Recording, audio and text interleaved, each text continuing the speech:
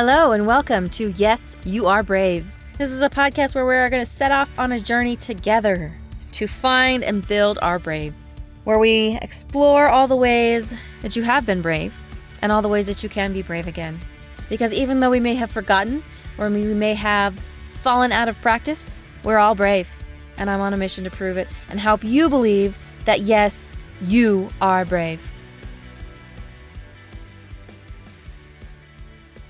Hello, and welcome to this week's episode of Yes, You Are Brave. I'm Pawnee, I'm your host. So excited that you are here. I have my good friend Kristi Modero here from the Awaken the Extraordinary podcast, and she is an amazing person. Cannot wait to get started. So thank you so much for being here, Kristi. Let's jump right in and talk brave. So why don't you just tell us a little bit about you in 2 minutes, and then we'll go from there. Oh gosh, I'm so long-winded. 2 minutes can be hard. Not that there's I'm so arrogant that's wow, there's just so much about me. But I'm 45. I was born and grew up in San Diego, California for 9 months, in my late 20s. I think I lived in LA and then moved back home for a number of reasons. Grew up with 2 parents and a sister who's 9 years older. She is technically my half sister. So she is my mom's daughter from her first marriage, but I never felt oh, she's my half sister. She's my sister. It doesn't matter. My dad adopted her when I think she was 4. And then I came around 5 years later. She and I weren't very close. I always felt she kind of resented me. And as I got older, I began to wonder how much of that was actually true versus how much of that actually came from my mom telling me, she's jealous of you, or don't say this because you don't want her to be upset. So I didn't have the relationship with her that I wished I could have had. And my home, I thought it was just like everybody else's home. There was a lot of arguing and yelling, and I was left alone a lot while my parents argued. And so I would just go into my room and find ways to, I guess, soothe myself or just tune everything out. So I became an avid reader, and I remember oh my gosh, I loved the Babysitters Club and Sweet Valley High and Nancy Drew, but not the old Nancy Drew, although I would read those. They came up with a new revamped Nancy Drew that kind of looked like Jessica and Elizabeth Wakefield from Sweet Valley High. They just made her cool. She was maybe in her teens, early 20s. I loved those books. And I don't know, that was just kind of my escape. I also wrote a lot as a kid. And I don't know, I was very, very much introverted. I was always that kid in the back of the class. I didn't want any attention on me for any reason. And that pretty much continued up until really my 30s, when I think I started to just feel more confident and more comfortable in my own skin and realize that what other people think of me isn't actually who I am. Who I am is who I am, and everybody's going to have a different version of me. And what they think of me ultimately doesn't matter. It's what I think of me and how I feel about myself and what I'm doing. And I'm glad that I kind of had those realizations in my 30s, because I feel that really did prepare me to be a mom and be really assertive and stand up for myself when I needed to, because that wasn't something that I was allowed to do as a kid. So I feel who I am now is who I really always was. I just had to have permission from really my mom to be the person that I wanted to be. And I never had that permission. And then once I kind of was like, I don't care, then I felt more comfortable to just be me. So that's interesting. I love that you realize you didn't need permission. mm-hmm. Well, my mother is a narcissist, and understanding her childhood, I understand why she is the way that she is. As a kid, I didn't. And I had a counselor just a few years ago also explain like our relationship to me in a way that I'd never thought of before. And she said, your mom sees you as an appendage or an extension of herself. She doesn't see you as your own person. Like who you are and what you do is always a reflection of her. And you are there to make her comfortable, to make her happy. And that was my job. And that was my job. Like as a kid, if she and my dad argued, it was my job to listen to what the argument was about, sometimes telling me like really inappropriate things. I didn't like feeling the tension, so I would always try to make her laugh. And I feel like that's where my sense of humor probably developed from. And I'm totally okay with that. Like, I'm just like, I like that I'm like this jokey person a lot of the time. So I think I had to be a certain way to be able to function in my home as a kid. And because I also lived with my parents off and on until I was about 30, I still had to be that person because I had to be able to survive in a home that wasn't comfortable.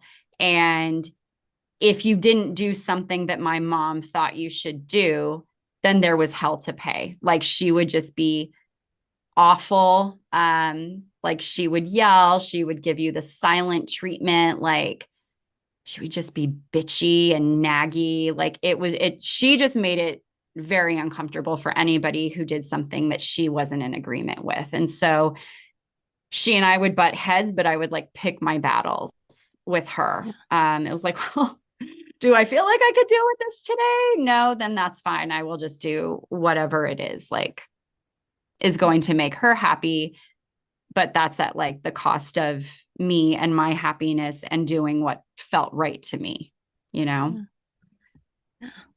So when was it you felt like you started actually setting boundaries, and what led to that? So I think throughout my whole life I tried, but then there was like the wrath, and I think once I was no longer under her roof, that made it easier. But they moved to Arizona in October of 2012. And I thought that would shift the dynamics of our relationship. I thought like, okay, because she'll talk to you on the phone. And if you say something that like she doesn't like, she'll yell at you and then she'll just hang up. Even if you're just trying to talk to her, like it's just right. She's just pissed and she's yelling and she's defensive and she'll just hang up. And I can't stand that. I think that's like so disrespectful. Like it's just, I can't stand that. And so our dynamic, like the relationship dynamic shifted a bit when they moved. Like, at least now I wasn't like, Kristi, you have to be here at like 7:00. And if I wasn't there by like 6:45, I was getting calls like, where are you? Why aren't you here? And I mean, it was awful. Like every Christmas we would go up to LA for my like husband's family gathering Christmas Eve. And then my niece, who would be spending like Christmas with her dad, and then like my sister, like she would, let's say, have Christmas morning at our house. And I lived there. My husband, we weren't married at the time. he lived there, my sister lived there, my niece lived there. So it was like this whole big family thing. And even though I was in LA, like in my late 20s, like living my life, although under my parents' roof with my husband, boyfriend, I would have to be home by or by like 9 a.m. on Christmas Day so that I could watch my niece like open her presents before she went to her dad's. And like my mom would be calling us at like 8 a.m. or 7:30, like, have you guys left yet? Where in the freeway are you? You guys better get here. You know, she has to go to her dad's. Like, I'm not asking too much. And I'm like, this is coming from the grandmother. Like, this isn't even coming from the mom. And so it's like, Christmas wasn't even like enjoyable because we were in this rat race. And so there were times where I was like, she's not my child. And that would like piss her off. Like, so those are the moments where like I would stand up to her and there was just like hell to pay. So like I said, I would like, she kicked me out at one point too, because she was trying to put this guilt trip on me that I needed to spend more time with my niece. And I was just like, she's not my child. Like I spend time with her. I'm present when I'm with her, but she's not my child. And I don't appreciate you trying to put a guilt trip on me because that's what you're doing. Oh my gosh, she went off. She called me a selfish bitch. She told me like just to get out of the house. And so then the next day, like she left a voicemail on my voicemail at my office telling me that because we had met in the kitchen earlier that morning. And I said hello, and she grunted in response. And I was like, well, that's mature. You know, I didn't say that, but I was just like, okay. But I said hello.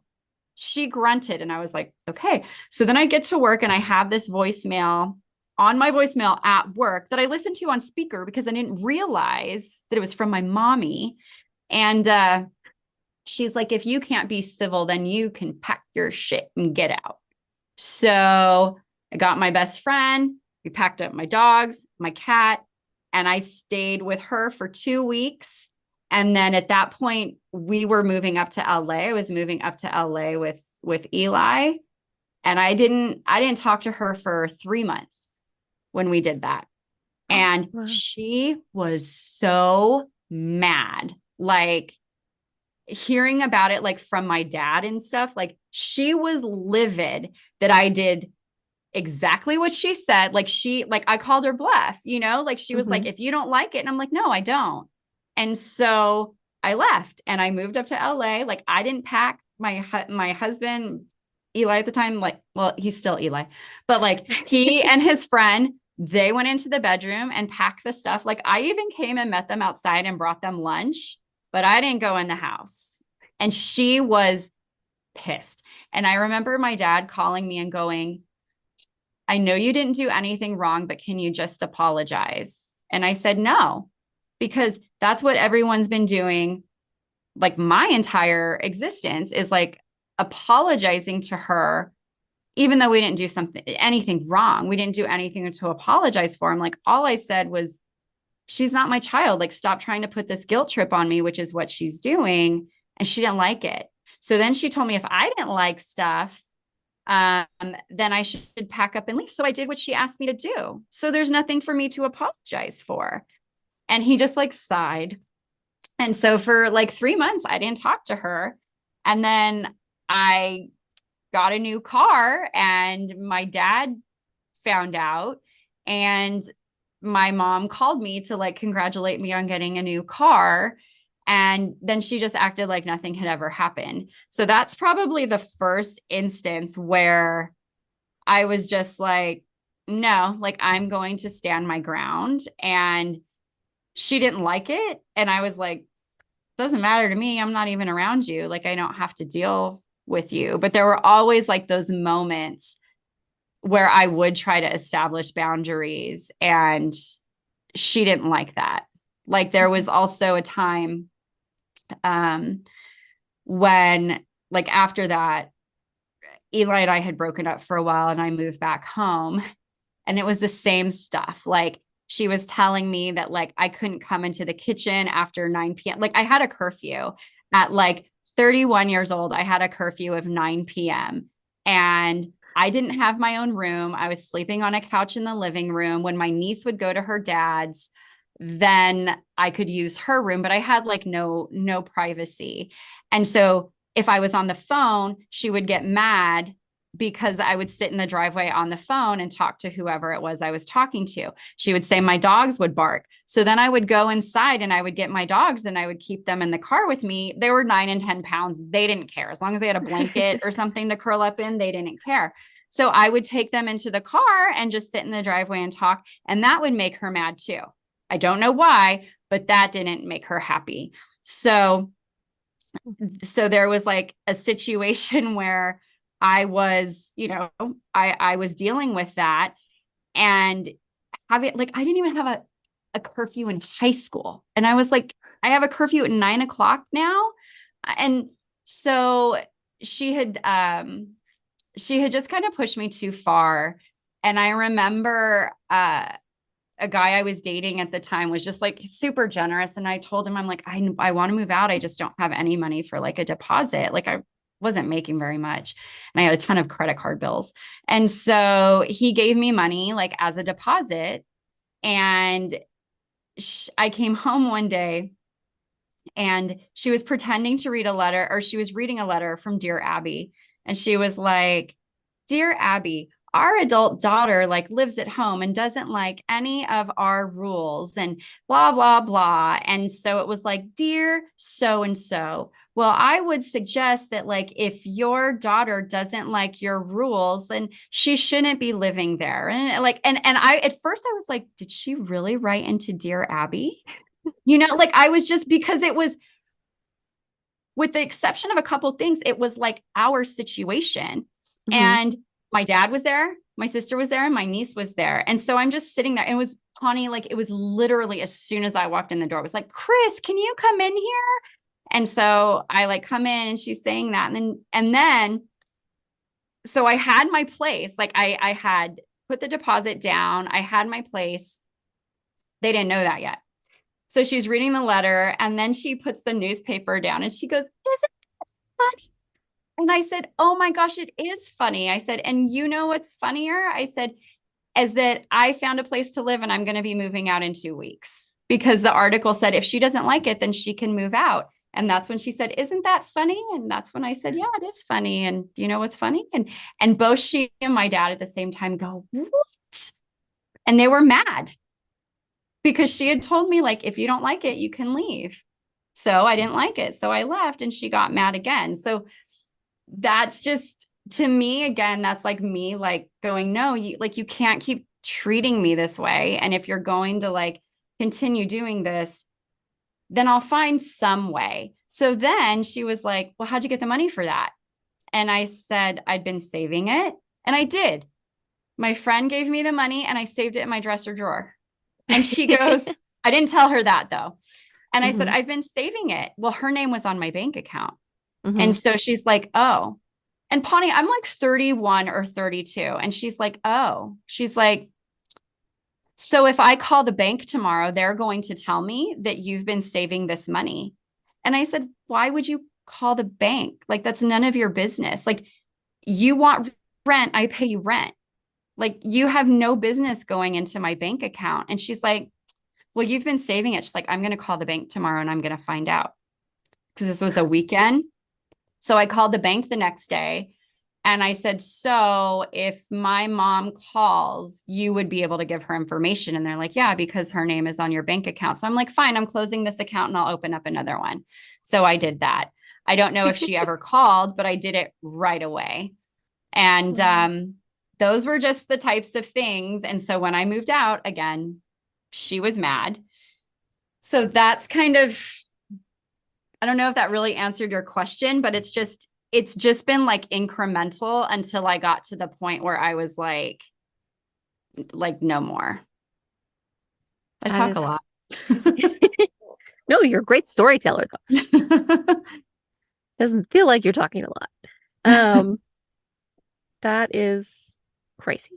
So like, how do you feel like you got to where you were able to establish boundaries, and did they finally get to the point where they respected the boundaries? Or yes. So So like fast forward, to when they moved to Arizona, her, posting passive aggressive things on Facebook, me calling her out on it, like her hanging up on me, like getting mad. So like all that, then I get pregnant.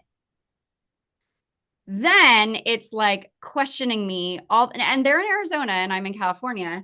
And then it's questioning me about all of the choices that I'm making, the foods I'm eating, the foods that I'm not eating. Should I be working out? Should I not be working out? And I really thought she wanted me to just sit on my butt and gain like 100 pounds and eat crap and not work out. Like, I think that would have made her happy. Like, I really do. And I don't think she liked that I was almost 40, that I was running 10Ks and half marathons, like while I was pregnant. Like, I just don't think she liked any of that because I think it made her feel a certain way about herself. And I don't have control over that, And like she is not in a good state of health. And I think there are reasons for that, but that's still not my thing. And my thing isn't to make her comfortable. It's just to be me. And so there was a lot of questioning, even when my doctor was talking to us about vaccinations, about like, what was it, like pneumonia or Tdap or whatever it was, and the flu. And so the doctor was like saying, if these people are going to be around your child, like when he's born, especially because he's born at the end of November, and that's like cold flu season, like these are things that we recommend the people that are going to be around him, like do. And my aunt and my cousin didn't want to do that. And I said, okay, I totally respect that. That aunt is my mom's sister. And I said, I totally respect that. Just know, like, you're probably not going to see him for 6 months. And I'm a new mom. I don't know what I'm doing. I don't know what I don't know. So I'm like relying on the guidance of my doctor. And when I told my mom that, and that they didn't want to do it, there was constant pressure from her, Pawnee, like nearly every other time we talked about me going back on that. And I said, so you're expecting me to potentially endanger my newborn child's health because you don't want Susan's feelings. That's my aunt. You don't want Susan's feelings to be hurt. I go, this is my child. My job is to protect him. If this is what the doctor is recommending and I trust her, this is what I'm going to do. And she didn't seem to have any issue with it. And I respect her decision. Yeah. And so the final straw came when she would do that. She would do this all the time. And I said, I'm not having this conversation with you anymore. Like, you're not going to change my mind. I'm done. And we had gone. So at this point, my son is born, and she was still trying to convince me to change my mind so that my aunt and my cousin could see him. And I'm like, no, I'm not doing this. So for me, like the breaking point there was we were going to a baby sign language class, and Eli had taken off work to meet us there. And my mom called me and left me a message that I made the mistake of listening to before the class, which was, again, like trying to guilt me and shame me into changing my mind. And I was so upset. Like, I couldn't focus on the class.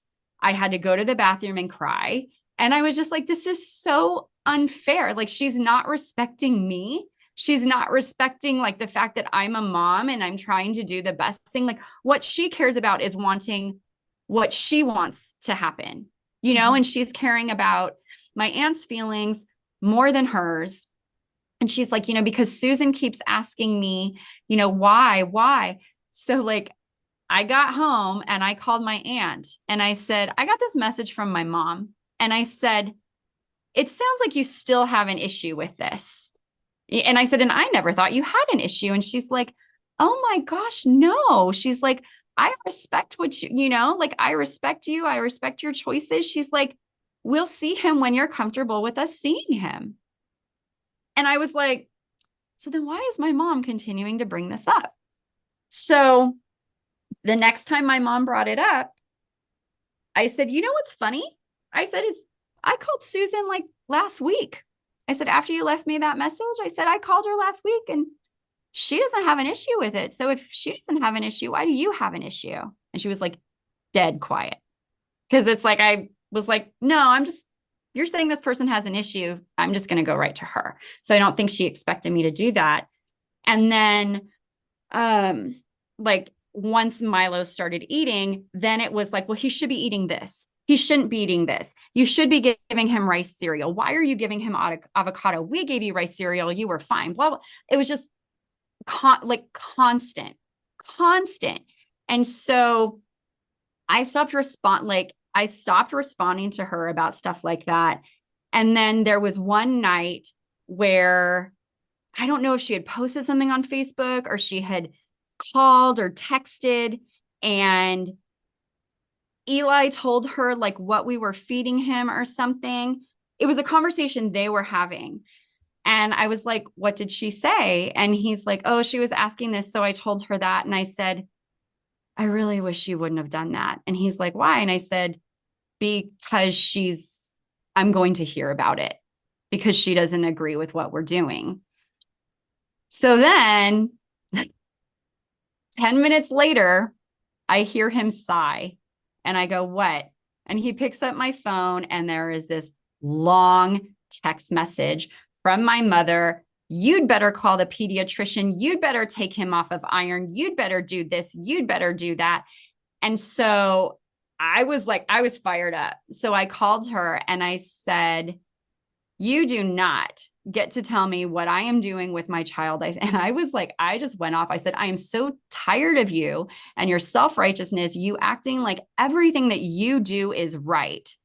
And she's like, excuse me. And so I said, if you think I'm such a bad parent, mother, I go, why don't we talk about you and dad as bad parents?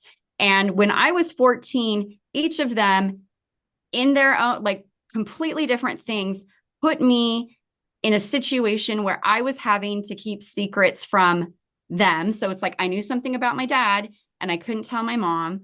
And I knew something about my mom and I couldn't tell my dad. And I was dealing with this at the age of 14.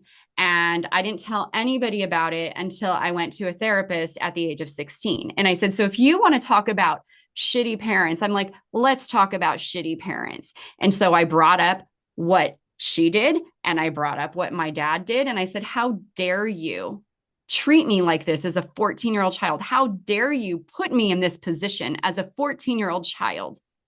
And I said, you guys, like, you have no place to criticize me because the position that you both put me in, I will never, ever put my son in that position. And she goes, you should be ashamed of yourself. And I said, no, mother. I said, both of you should be ashamed of yourselves. And I hung up the phone. And then she tried to call me back. And then my dad tried to call me back and I didn't answer the phone. And then everything that I ever wanted to say to her, I wrote in a 35-page letter over the course of a month. And I mailed it to her. And I didn't speak to her for over a year. Wow. And in the letter, I said, I love you. You're my mother, but you need to respect me. And if you can't do that, if you don't recognize that if you don't see that there's any issue with how you treat me, that's fine. Like, that's not my job, like, to make you change. Mm-hmm. But if you want a relationship with me, you need to be different. And if you don't want to be different, that's fine. Then we're not going to have a relationship. And I didn't talk to her for a year. And really my dad either. The stuff that my mom put me through when I was 14, she and I had talked about it over the years. But my dad and I had never talked about that particular thing. I had a counseling session with him when I was 16 where I confronted him and we never spoke about it after. And so I wanted an opportunity to address that stuff with him as an adult. And so about a month later, I told him, there are some things I need to talk to you about too. And I need to talk to you as like an adult and an adult with their own child. And that conversation ended with like him being apologetic, but ended up with me being the one that needed to seek counseling and me needing me having the issues with control. So I didn't talk to him for a really long time either. So wow, that's so were they better at the boundaries after when you started talking to them again? well, I told them, so they wanted, and I had told them in my letter, I said, if you guys still want to like FaceTime with Milo, like I am not going to begrudge my child of anyone who wants to love him in a healthy way. Mm-hmm. So I said, if you guys still want to chat with him, then you can do that through Eli. And so they would do that occasionally. And eventually it got to a point where my mom was in and out of the hospital and they wanted to talk to me. And I said, okay, well, before we act like everything's okay, like we need to talk about that letter. And it was like, oh, it broke my mom's heart, which I totally get. It's so funny though. My best friend that I've known since I was 7, she was when I confronted my parents about their stuff, I went and stayed at her house. So she's been with me through like literally everything. And she had asked to read the letter. And so I gave it to her. And she's like, wow, it's actually way more nice and respectful than I expected. And I'm like, I'm talking about how I feel, but I'm like, I'm not like calling her like names or anything. Like, that's not what I do. Like, that's what I do in the moment when I'm mad, but I try not to do that. But I'm like, the letter was about like just me having an opportunity to talk about how I feel because I could never do that. Mm-hmm. And so in that letter, you know, like my dad's like, it broke her heart. And so she told me the same thing. And I'm like, I understand. I said a lot of things that probably didn't feel good to read, but that's how I felt. So we talked about it. And I still to this day do not feel like they understand. They have like maybe like a 20% understanding of everything that I felt and how it's impacted me and why certain things were unacceptable. But my mother does not lecture me anymore. She doesn't hang up on me. She might in the hospital. Like if she's in the hospital, she'd be like, oh, someone's coming in. I have to go. And I don't know if she's telling me the truth or not, but she doesn't hang up with me out of anger. Like she doesn't yell at me. She doesn't tell me like what I should and shouldn't be doing. She doesn't give me a guilt trip for not calling her because our relationship has totally changed. And it's not like it's warm and fuzzy, mm-hmm. but they understand that I don't want to be close to them. I love them and I care about them, but us pretending to be like this close, like warm and fuzzy family, like I don't want that because to me, like that's fake. And that's not the type of relationship that I have with them. And I think like they get it. So it's like, I won't talk to them for weeks and I don't get a guilt trip when I call. I used to, I don't anymore. They're like, oh, we understand, like you're busy and, you know, and I don't feel bad because emotionally I'm not having as frequent of communication with them. And I think one of the big things for me too was I didn't want my son to see me allowing people to treat me, especially like the way my mom treated me. And I didn't like the person that I was like when I would get off the phone with her because he deserved better. Like he didn't deserve to deal with all of the shit that I felt because of how she treated me. And I think that like, it was just so much anger that had built up over the years. But I was also like, I have this person that deserves the best of me. And these people don't make me the best. Mm-hmm. They bring out like the worst side of me. And I don't want him ever thinking that just because like someone is family or someone is older, that they have a right to disrespect him.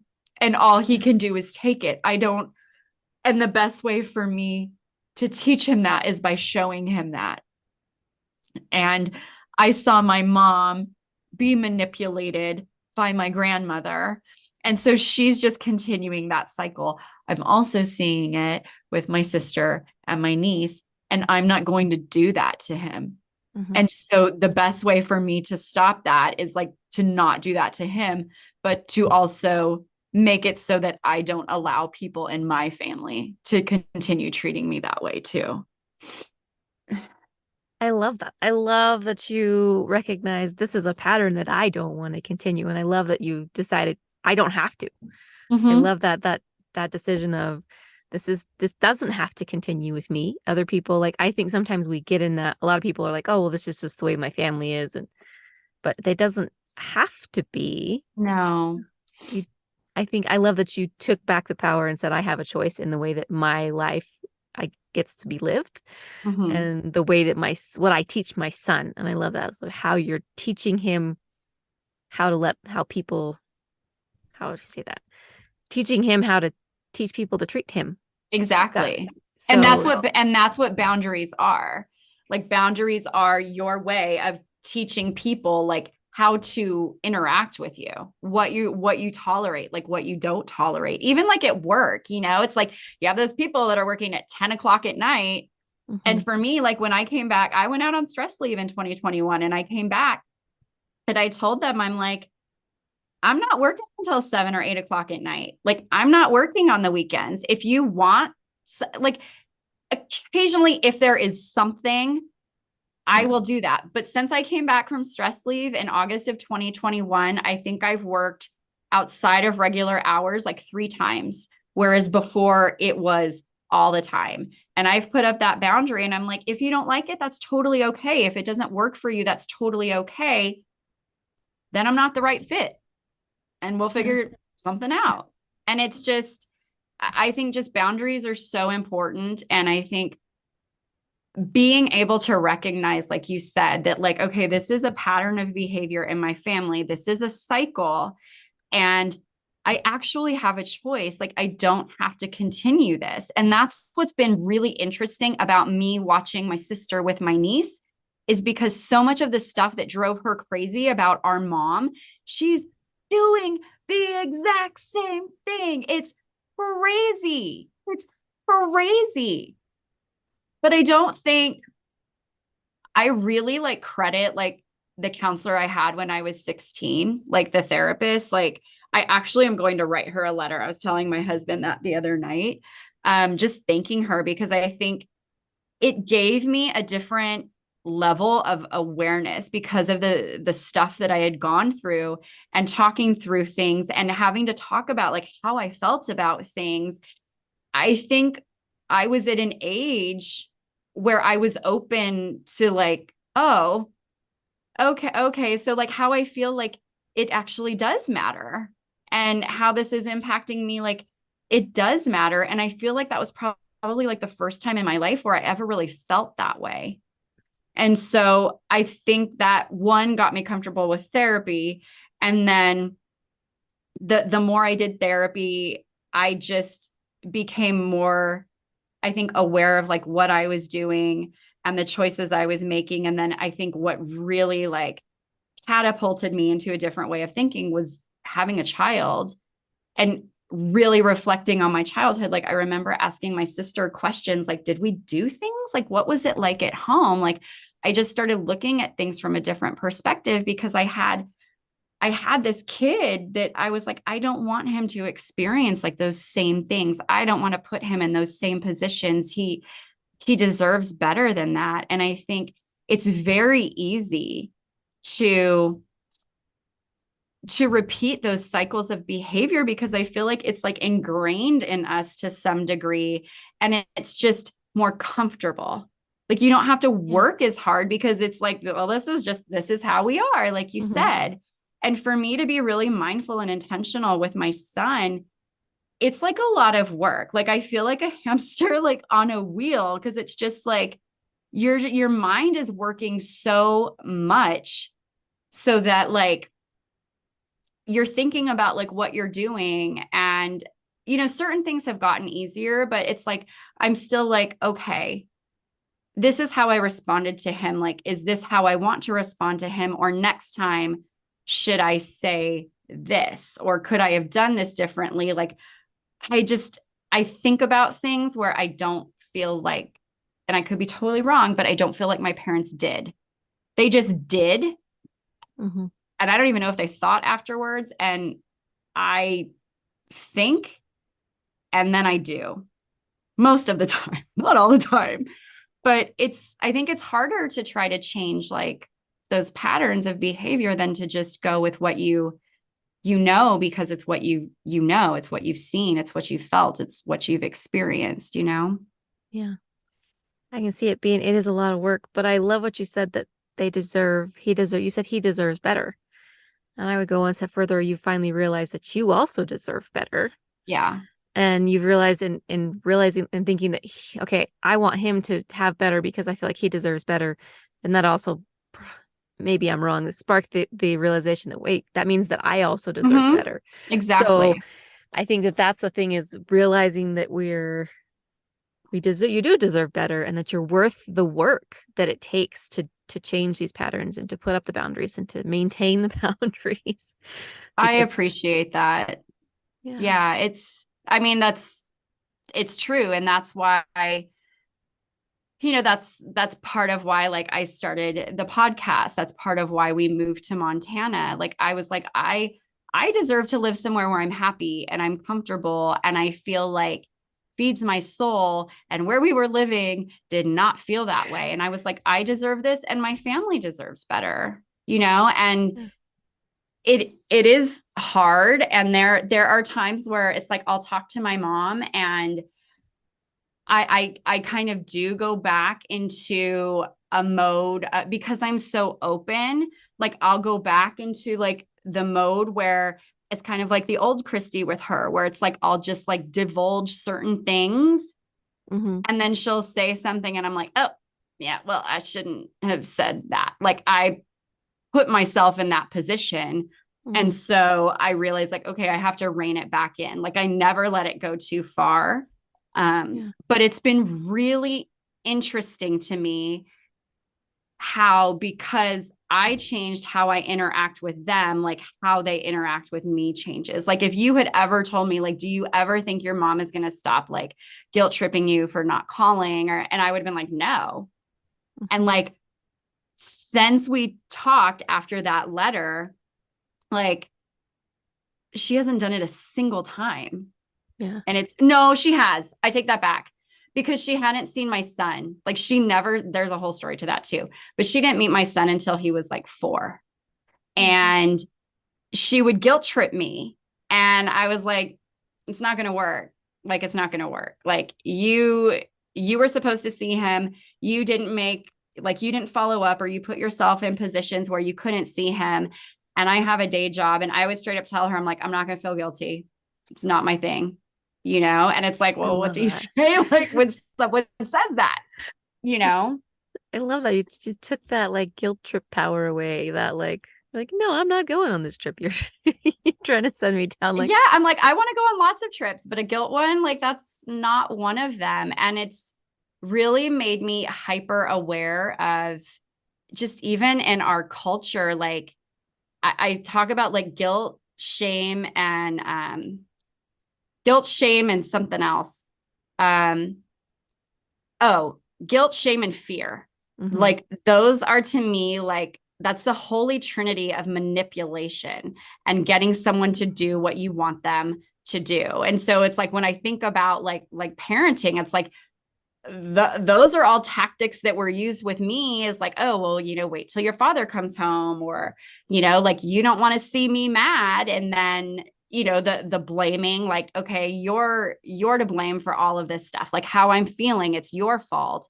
And then just the guilt, like the shame part. It's just that's so prevalent. And I feel like even in our culture, when you look at everything, it's like those are the 3 tactics that are used most often to try to get someone or a group of people to do something that other people want them to do. Yeah. So it's made me like hypersensitive to what I see going on in the world. It's made me like hypersensitive to living with my in-laws. Like it's just, I just see it everywhere. And I try really hard to not like do that with my son and to do that with other people. And it's not to say like I'm not gonna mess up or I haven't messed up, but I don't want my relationships with people to be about that, you Yeah. know? And I think that there's a huge difference between like I'm really trying and I mess up every once in a while because I'm a human, and I'm just using this because it's a tool that I want to manipulate you. And I think people can feel the difference, you know? Yeah. I think people Yeah. can feel she's really trying, and this, yes, it happens every once in a while. But that's not who she is. That's who, that's just Yeah. that's It's just a, just being human. yeah, just being Yeah. human. And I think that Yeah. that's a beautiful change that you've made and that you're putting out into the world of helping, I don't know, just making a change for you, and that little the ripple effect that that's going to have, I think is awesome. Well, thank Because you.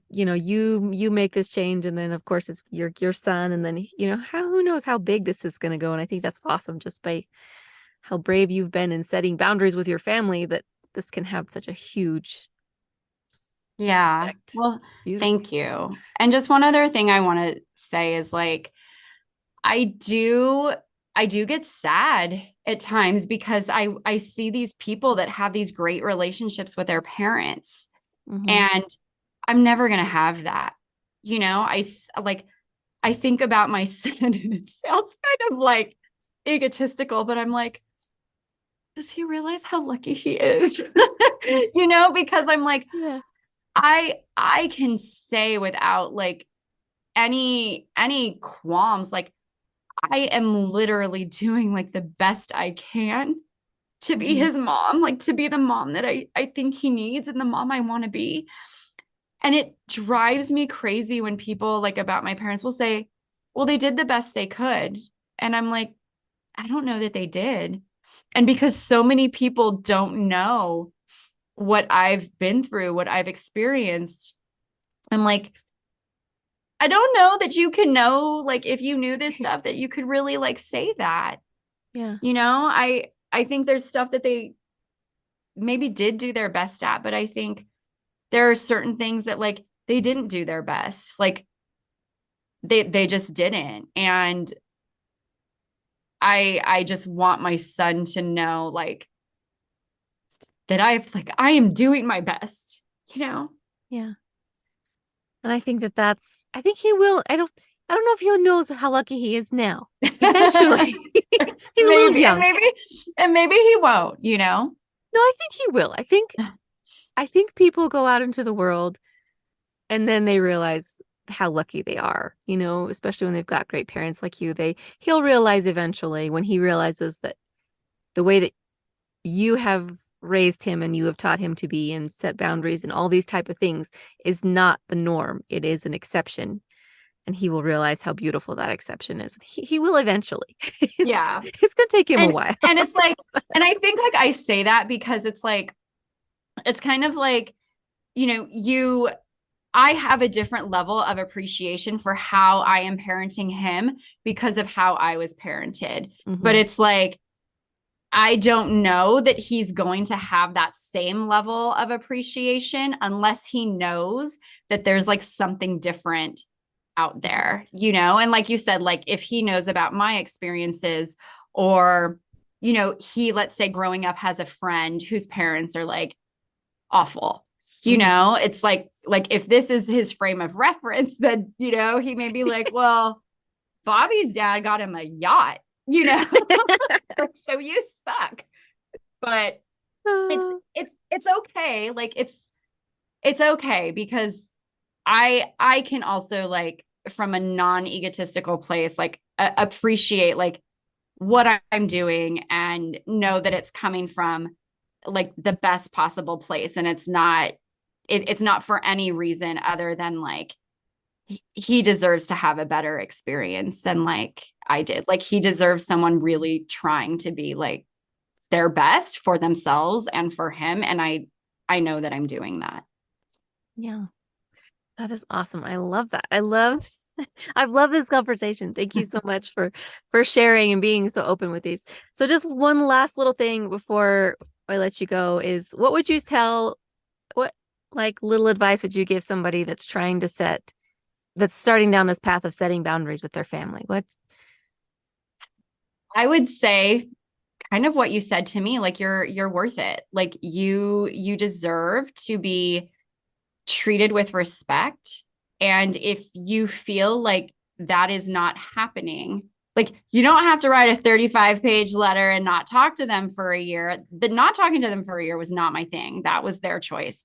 But like start small. Like even if it's like you're in the middle of dinner and your parents call and want to chat your ear off and you just want to sit and have dinner with your family, but you don't say anything because it's your mom, maybe next time just say, hey, mom, like I'd love to talk to you, but I need to chat with you later because I'm sitting down and I want to spend this time with my family, but I'll call you later tonight or I'll call you tomorrow. Just those baby steps. And when you start like kind of putting those boundaries in place, people pay attention. But I also want to say that a lot of the times people don't like it. And when they don't like it, if they get mad, like let's say your mom is calling and you tell her, hey, yeah, like we're just sitting down to dinner. Like I'm, don't even say like, can I call you back? Just say like, I'll call you back tonight or I'll call you back tomorrow. And if your mom gets mad, pay attention to that because there should be no reason why she's getting mad. mm-hmm. Unless like she's calling to tell you a family member's in the hospital or something like that, you know, but it's like really there's no reason for her to get mad. So when you're implementing boundaries with people, like you are shifting like the dynamics of the relationship and a lot of people aren't going to like it. And so you have to become comfortable with people not being happy with you implementing boundaries. And ultimately, you're doing it for like yourself, for your family, to ensure that you're respected, your time is being respected, like your family is being respected. And I think that's really important to keep in mind because people are going to challenge them. And when you keep like kind of like your intention behind why are you establishing these boundaries, I think it makes it easier for you to kind of dig your heels in the ground and say, this is how I feel. And I think too, if you're trying to do that, like, and you have a friend who has a similar issue, like kind of partner up, like have that accountability partner where you check in with each other and how are you doing? Yeah. You know, but I think it's just those little opportunities, you know, your boss wants you to tells you without notice, like, okay, I need you to stay half an hour late today. Okay, well, I can prioritize this first thing tomorrow, but I need to leave because I need to get to my kid or I have plans. It doesn't matter if you have a kid, you know, it's just those little opportunities that I think many of us just go, oh, okay, because we don't want to inconvenience the other person. We don't want to upset the other person. What about you? Like, are you being true to you? Are you respecting you? Because if you don't respect you, no one else is going to. It's my thought. I love that. You have to, the respect has to start with you. I really like boundaries are you teaching other people how you want to be treated. Mm-hmm. And that, yeah, I love Absolutely. what they said. They will pay attention. They might not like it. Oh, yeah. But it's also not your job to make everybody else happy. No. If you're making everybody else happy, where do you fall on that spectrum? Yeah. And as I like tell my husband all the time, I'm like, you are with you for your entire life. Like you are the one constant in your life for your entire life. So shouldn't you be happy? Like, don't you deserve to be happy? Don't you deserve to like be respected? Don't you deserve to take care of you? Yeah. Because even if you have someone taking care of you, like who knows what's going to happen to them? Like you need to take care of yourself because then you can show up as that best version to other people. Yeah. I love that. You need to take care of you because then you can be your best self. Mm-hmm. Don't give yourself the leftovers. Give yourself Yes. the first thing. And Yes. then everybody else gets a better version of you. Yeah, absolutely. Awesome. Well, thank you so much for sharing all those wonderful insights with us. My pleasure. Yeah. So thank you so much for being here. And if you are interested in hearing more of Kristi's wonderful wisdom, she has a podcast. Tell us just a little bit about that and where they can find you. We'll put it in the show notes as well. But Thanks. So the podcast is called Awaken the Extraordinary. It is available on Apple, Google, Amazon, and Spotify. And if you want to follow me on Instagram, you can find me at It's Actually Kristi, Kristi. awesome. And we will also put that in the show notes because I don't spell. So I don't expect anybody else to be able to spell either. All right, there you have it. We'll have ways to find Kristi linked in the show notes, her Instagram, as well as her wonderful podcast, Awaken the Extraordinary. Thank you again so much, Kristi, for being here. Thank you for listening. And remember that, yes, you are brave enough to set boundaries, even if it's not comfortable. Have a fantastic day. Thanks for listening. And if you enjoyed what you've heard today, please leave a review down below and share this with anyone that you feel like could use a little more brave in their life. And if you'd like to follow more of my journey to be brave, you can follow me on social media and the link down below. Have a fantastic day and don't forget to be brave.